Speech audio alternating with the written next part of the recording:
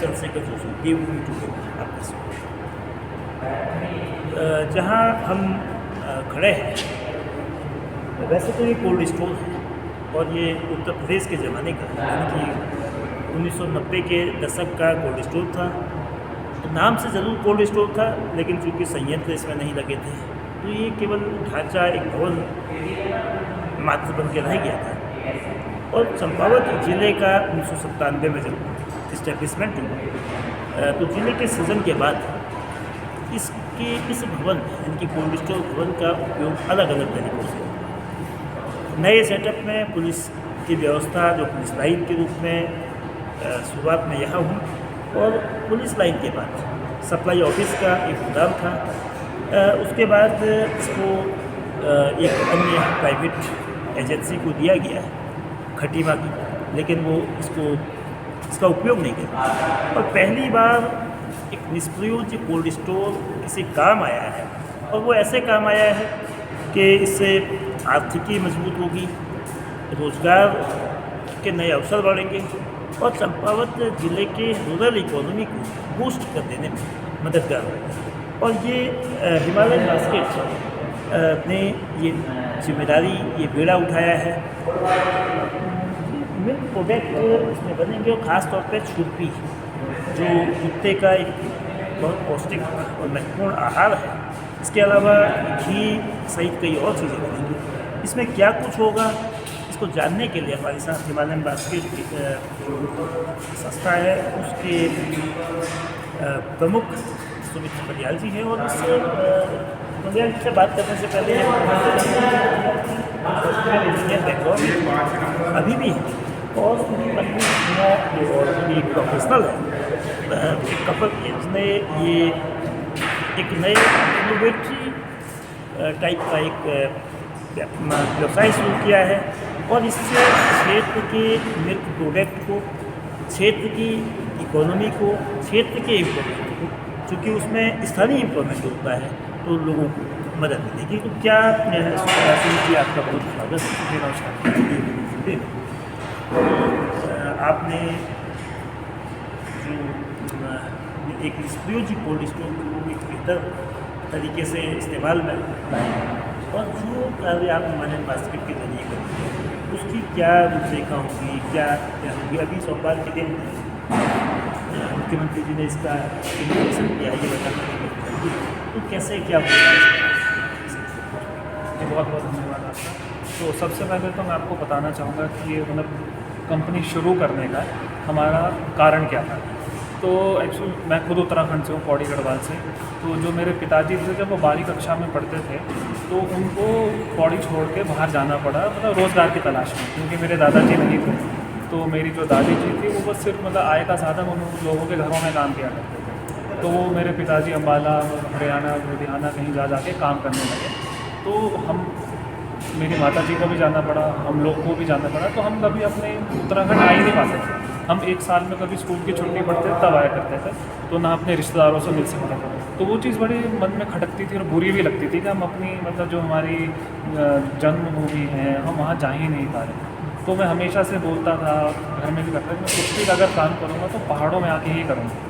तो जब ये जो हम छुर्पी बना रहे हैं, हमारे घर में डॉग्स भी हैं, तो हमारे जो डॉग्स हैं वो भी हमारे घर के फैमिली मेम्बर जैसे। तो हम हमेशा से चाहते थे कि डॉग्स को भी वैसा पोषण मिले जैसे चीज़ें हम खुद खाते हैं। तो जो हम ये प्रोडक्ट बना रहे हैं, इसमें 68 to 70% प्रोटीन है, ना इसमें कुछ केमिकल है, ना कुछ प्रिजर्वेटिव है।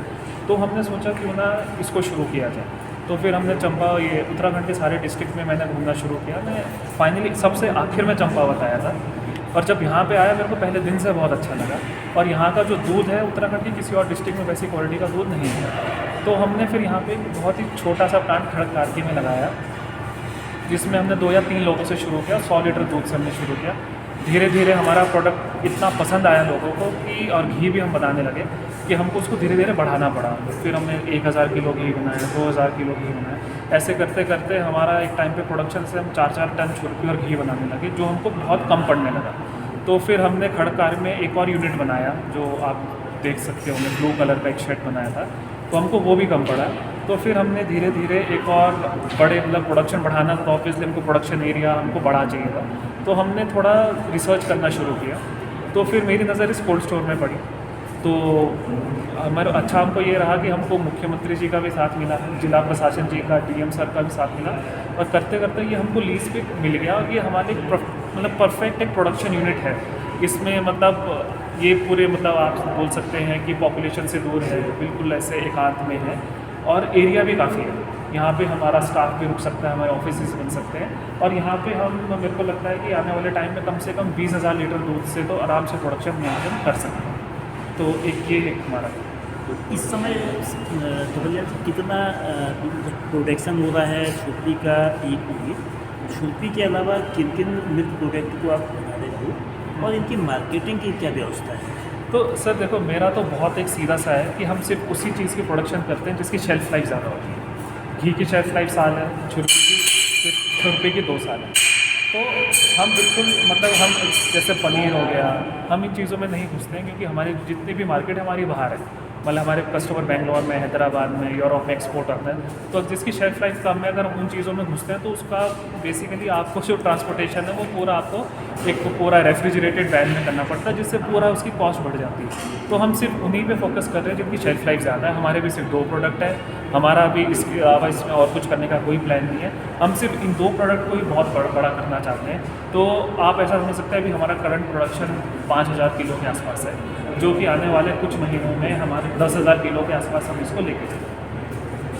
तो इसके जो एक तो प्रोडक्शन आप मतलब हर प्रकार की वाली यूनिट चलती रहेगी या अभी उसको भी यहाँ शिफ्ट करेंगे? सर जो हमारी खड़क कारकी में क्या है, हमारी अभी 2 यूनिट है। एक जो टॉप में बनी है वो तो चलती रहेगी, वो तो हमारा एक पूरा ड्राइंग यूनिट है। लेकिन जो प्रोडक्शन यूनिट है वो बंद हो जाएगा, वो सिर्फ यहीं पे काम है। इससे सर रोजगार कितने लोगों को जनरेट होगा, मतलब डायरेक्ट एम्प्लॉयमेंट और इनडायरेक्ट एम्प्लॉयमेंट? आप ऐसा देखिए सर, डायरेक्टली तो हमारे 43 से लेके 50 के आसपास हमारे लोग तो हैं। उसके अलावा इनडायरेक्टली आप ये देखिए, जैसे जो हमारी छुर्पी बनती है उसमें हमारे क्या अलग अलग फ्लेवर है। एक हमने लास्ट ईयर टर्मरिक हल्दी फ्लेवर लॉन्च किया था, जो बहुत हिट हुआ। तो जितनी भी हमारी हल्दी की प्रोक्योरमेंट है वो ललवा पानी सिफ्टी साइड से होती है। तो इनडायरेक्टली तो हमसे वो लोग भी जुड़ गए। हम इतना सारा दूध खरीद रहे हैं, तो जितने किसानों का दूध आ रहा है वो भी जुड़ गए। तो इनडायरेक्टली तो हमसे मतलब सैकड़ों, मतलब 200, 300, 400, 500 में बहुत लोग जुड़ गए। मार्केटिंग का क्या मतलब ई मार्केटिंग भी है, ई मार्केटिंग पर ज़्यादा निर्भरता है या ऑफ जो मतलब मार्केटिंग जो ट्रेडिशनल मार्केटिंग होती है, या दोनों तरह का पैटर्न आप? देखो सर, आजकल के टाइम में सर जो ट्रेडिशनल मार्केटिंग है उसका उतना रहा नहीं है। जितना रहा है वो ऑनलाइन मार्केटिंग से ही हो जाता है। और जितने हमारे कस्टमर हैं बेंगलोर वगैरह में, वो सब क्विक कॉमर्स से ही उनका चलता है। चाहे आपका इंस्टामार्ट है, आप बिग बास्केट का है, तो बहुत सारी चीज़ें, ब्लिंकिट आ गया है। तो जितने भी क्विक कॉमर्स है उसमें हमारा प्रोडक्ट बहुत अच्छा हमारा चलता है। और बाकी जो मेरी वाइफ है वो खुद एक मार्केटिंग एक्सपर्ट है, MBA है, उनकी अपनी एक मार्केटिंग की कंपनी है। तो मार्केटिंग की सरदर्दी मैं नहीं लेता हूँ, वो मेरे वाइफ है। अच्छा, तो जो आपकी पत्नी स्नेहा खटारिया जी, तो किस तरह से जो मार्केटिंग को मतलब कोई अगर कोई व्यक्ति चाहे कि वो हिमालयन बास्केट के प्रोडक्ट ले, तो वो कैसे वहाँ तक पहुँचेगा, किस मार्केटिंग के माध्यम से? हाँ जी सर, देखो हमारा जो बिज़नेस मॉडल है अभी हमारा बहुत ही सरल सा है। हम अभी रिटेल में जा नहीं रहे हैं, ना हमारा भी जाने का प्लान है। हम क्या हैं, B2B है, बिज़नेस टू बिज़नेस है। मान लो कल को आपको अपनी कंपनी खोलनी है, आपको बहुत सारे उत्पाद चाहिए, आपको मान लो घी की रिक्वायरमेंट है, तो आप क्या करेंगे, आप हमसे घी खरीदेंगे, आप इसको अपने लेबल लगा के आप उसको बेच सकते हैं। और हम इसको इसलिए भी कर रहे हैं क्योंकि देखो, अगर मैं रिटेल में जाता हूँ, मैं अपनी चीज़ खुद बना के खुद पैक करके अपनी, तो जो मार्केटिंग की कॉस्ट है बहुत ज़्यादा होती है। अगर मार्केटिंग की कॉस्ट बढ़ती है तो मेरे को अपने प्रोडक्ट की कॉस्ट बढ़ानी पड़ेगी। प्रोडक्ट की कॉस्ट बढ़ती है तो डिमांड थोड़ी घटती है। इसलिए हम B2B में रहते हैं। हमको मतलब बल्क पैकेजिंग करते हैं, हम निकालते हैं। बल्क पैकेजिंग करने का फ़ायदा होता है कि आपकी ट्रांसपोर्टेशन कॉस्ट घटती है। आप अगर आप छोटे छोटे जार में करते हो, आपका वॉल्यूम बढ़ गया, वेट बढ़ गया, सब कुछ आपका मतलब सारी कॉस्ट बढ़ती रहती है। तो अभी इस साल और अगले 2025 तक हम सिर्फ B2B मॉडल में रहेंगे। हम अपना प्रोडक्शन परफेक्ट करेंगे। जब वो सारी चीज़ें ठीक हो जाएंगी तब हम रिटेल की तरफ सोचेंगे। फिलहाल क्योंकि हिमालयन बास्केट के प्रोडक्ट एक्सपोर्ट भी करने का प्लान है या एक्सपोर्ट भी होते हैं? जी सर, हमारा बेंगलोर में यूनिट है। तो जो हम ये रॉ फूड बनाते हैं, ये ऐसा नहीं कि हमने यहाँ बनाया और सीधा एक्सपोर्ट हो गया। तो इसको बेसिकली प्रोसेस करने के लिए थोड़ी हाई फाई मशीनरी हमारी लगी है बेंगलोर में।